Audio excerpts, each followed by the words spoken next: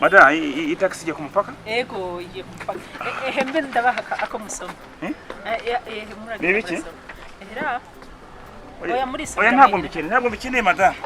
Urakoze ntabwo mbikene ndi kwiwe. Shefe.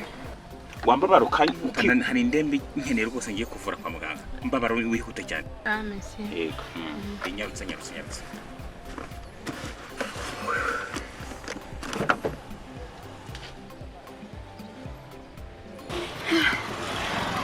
Eyo mwana izuba ryari rinje urumva ubu n'ubutumire ntubona era turiko tutumirira abantu bose birusange kugira ngo birukane abanyamahanga twese nitwaje hamwe tukavugira hamwe n'ukuri ijwi ryacu riraja hejuru ryumvikane era nkiki ngo abanyamahanga bose iwabo nkiki ngo zero étranger nukuvuga nta numwe tukura bose bagenda ibintu byawe ko nakubwiye ko nabishaka ndabikeneye oyakira rwose Madame eyo shiri wanje shoferi nukuri nawe sinakwibagiye era nawe uze guha abashoferi bagenzawe nabone baha abandi bagenzi babo nukuri mwese ntimwobura mwe n'uyu mugabo nukuri ntimuzobure turabe ko twovuga bakumva yuko abanyamahanga bose nta numwe dukeneye ngaho iwacu usanga bose Madame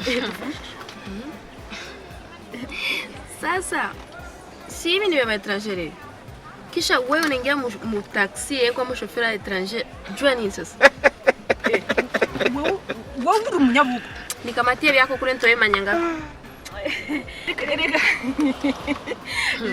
shiri wanje nukuri erega iyo turiko turavuga abanyamahanga abanyabugo nukuri abanyabugo mwebwe ni nka twebwe ikibi abanyabugo baje abanyamahanga ese mada kakana kawe karaho kamwe kavuye n'umuganga w'umunyamahanga umuhungu wanje kubera kuri kurambaza umuhungu wanje kari ngiye wamuvuye karavuye n'umuganga nyine w'umunyamahanga w'umunyamuhumuro mana yanje ari wa muganga w'umunyamuhumuro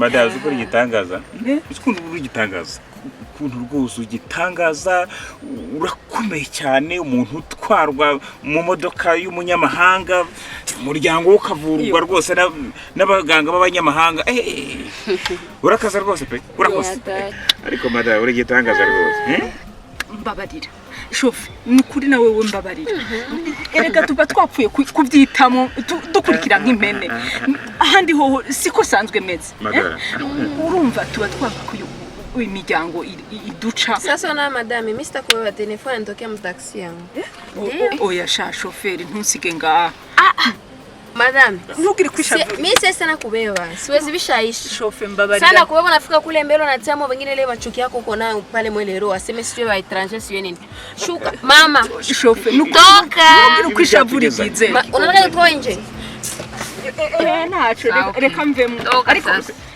ahubwo ariko nizere ko bibayisha nibi inya mu bintwarire sisubira kubigendera mwibarabara ngo bitanteranye n'abantu